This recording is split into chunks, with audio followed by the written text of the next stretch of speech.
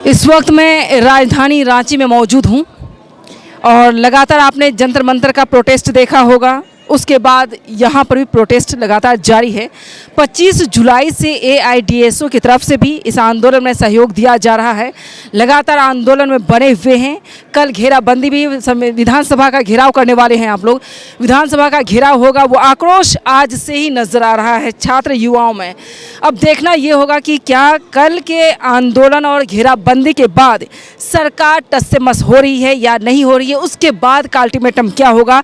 लेकिन 24 घंटे पहले की तस्वीर, पहले की बात, पहले की बयान जानना बेहद ज़रूरी है कि 10 तारीख को, 10 अगस्त को यानी कल आप लोग दल बल के साथ मौजूद होंगे और घेराबंदी करेंगे सरकार का, विधानसभा का।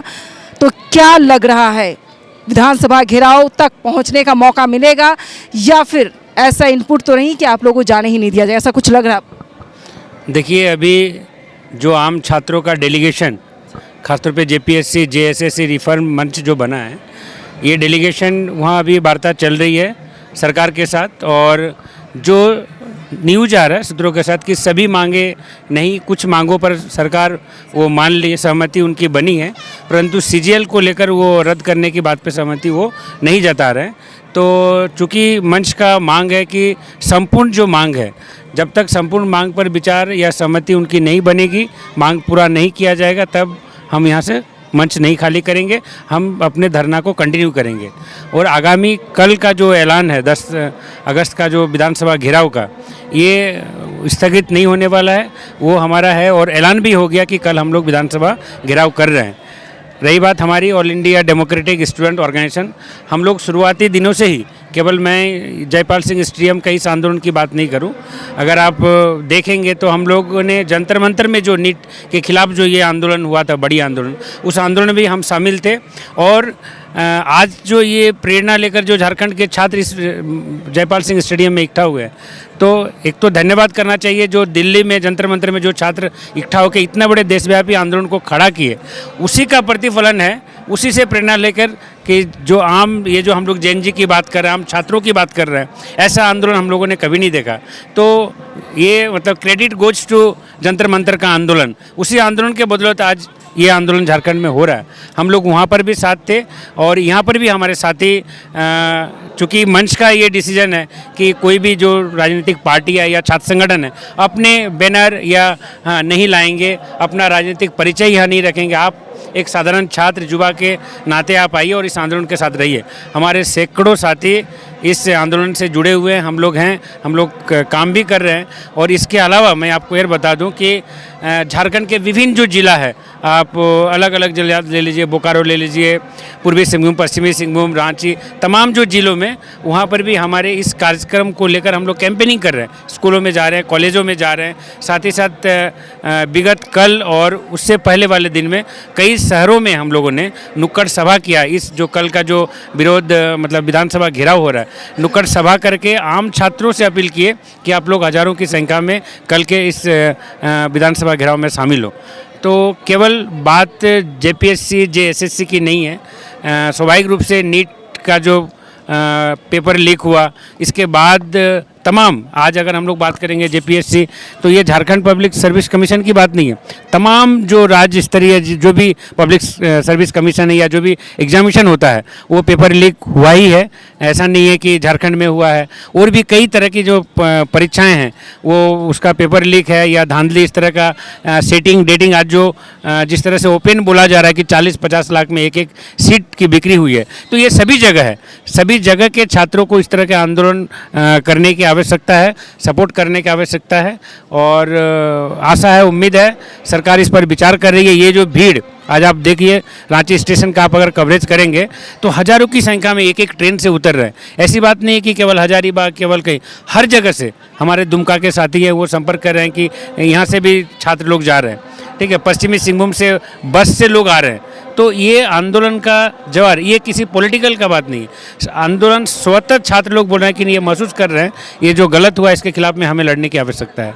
तो हैं, हम लोग आशा रखते हैं कि यही कंक्लूजन यही निकल कर सामने आता है कि कल जो होगा उसके बाद पता चल पाएगा कि होगा क्या। अब आंदोलन कंटिन्यू करना है या फिर रोका जा सकता है या सरकार सहमति जता रही है, ऐसा कुछ। देखिए, बात तो साफ जाहिर है कि सभी मुद्दों पर अगर सरकार सहमति नहीं जताती है तब आंदोलन जारी रहेगा। जंतर मंतर में 24 दिन 25 दिन तक चला, ज़रूरत पड़े यहाँ का आंदोलन भी आगे जाएगा।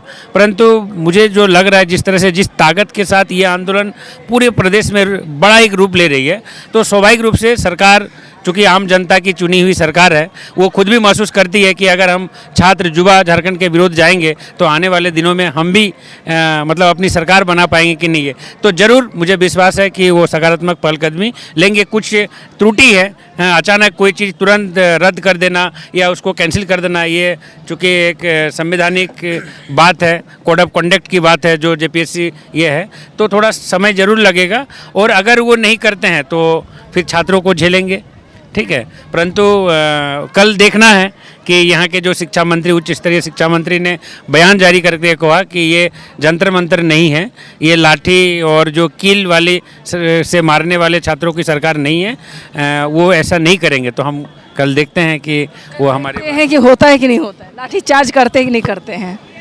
मेरा नाम सविता सोरेन है। सविता, क्या करती हैं आप?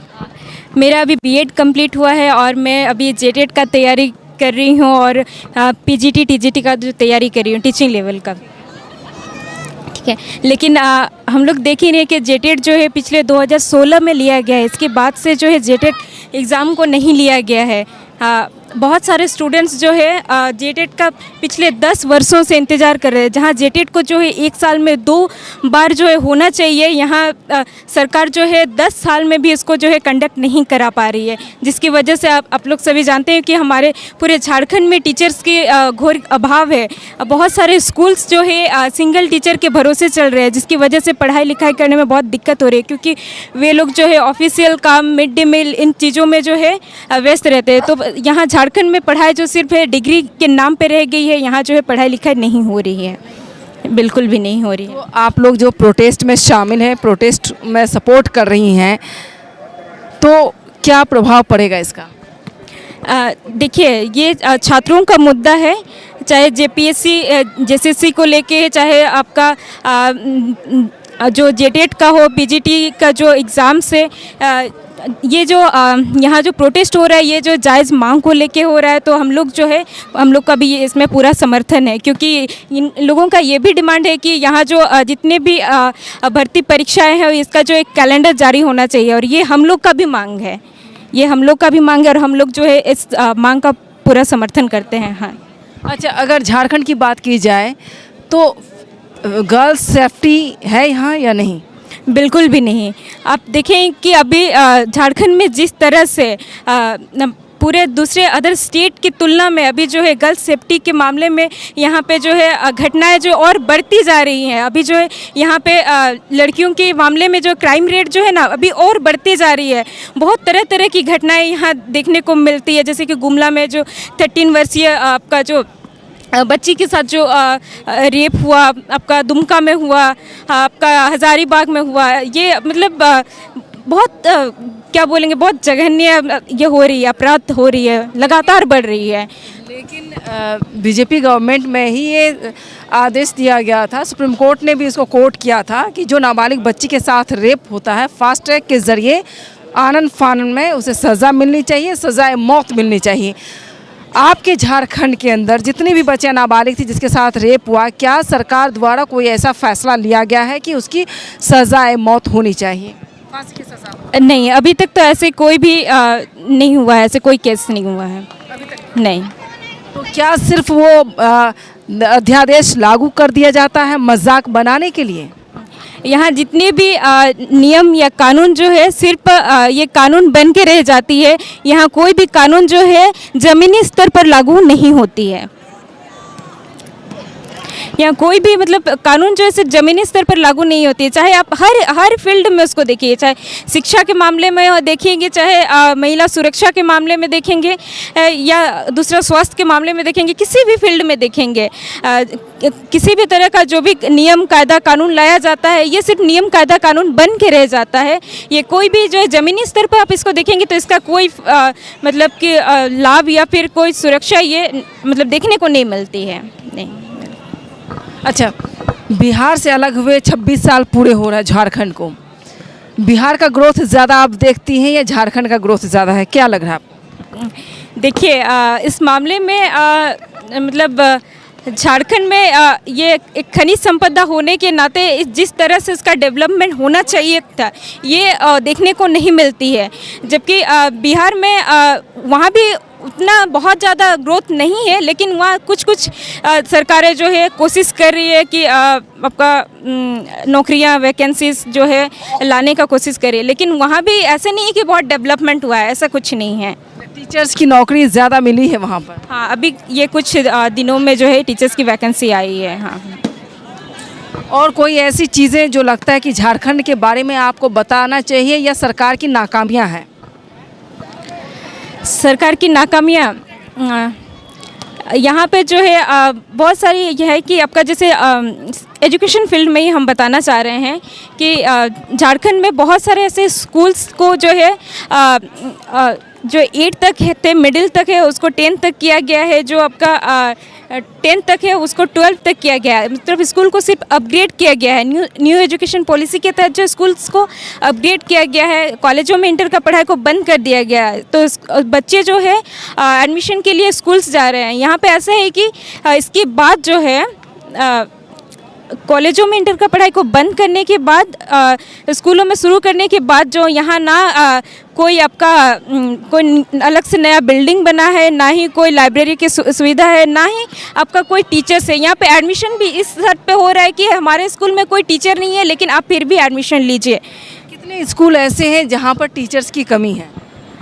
अंदाज़ा क्या कुछ रेशियो है?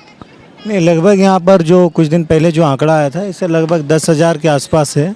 मतलब जहाँ 1 टीचर 2 टीचर इस टाइप से है, मतलब इस टाइप से जो है कि स्कूल में 1 टीचर 2 टीचर, इसके सहारे स्कूल चल रहा है। स्कूल चल रहा। आप है ना, आप अगर रांची शहर में आप हैं, आप रांची शहर से 5 किलोमीटर के डिस्टेंस में आप किसी भी सरकारी स्कूल में चले जाइए, 5-10 किलोमीटर का किसी भी सरकारी स्कूल में चले जाइए, आपको सामने से दिखेगा कि क्या प्रॉब्लम है। अभी सरकार CM एक्सलेंस स्कूल खोल रही है झारखंड में, सभी शहरों में खोली है।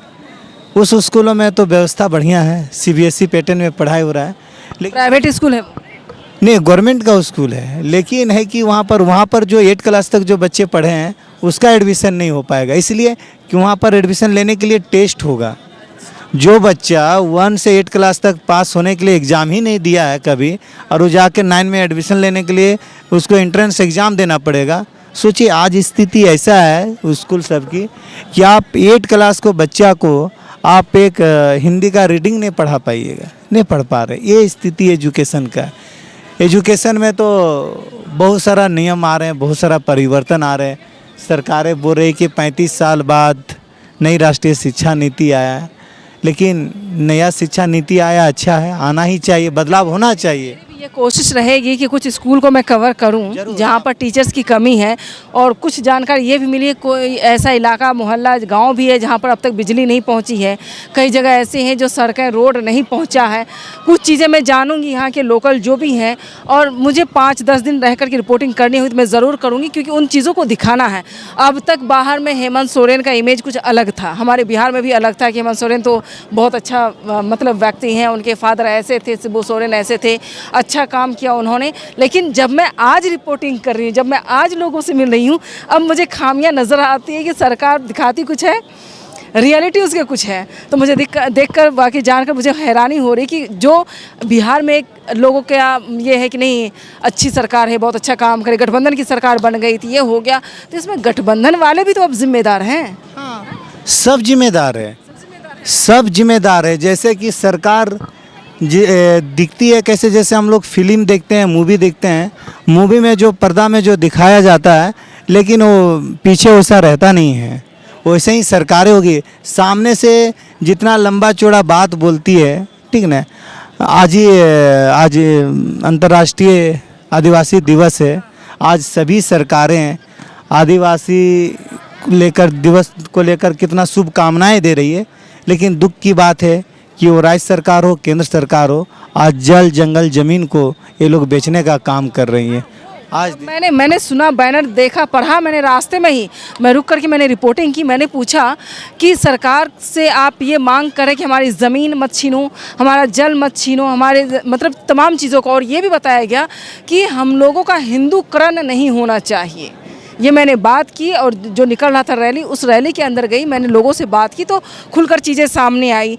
तो एक तरफ छात्र परेशान, युवा परेशान है, दूसरी तरफ जो आदिवासी हैं वो परेशान हैं, उनकी ज़मीनें हड़पी जा रही हैं, छीनी जा रही हैं। तीसरी तरफ वहाँ पर कंप्यूटर जो क्या होते हैं, कंप्यूटर एंटरप्रेन्योर जो सब होते हैं, ऑपरेटर वगैरह जो हैं, वो उनको 4 साल 5 साल से सैलरी नहीं मिल पा रही है। तो चारों तरफ से सरकार तो घिरी हुई नजर आ रही है।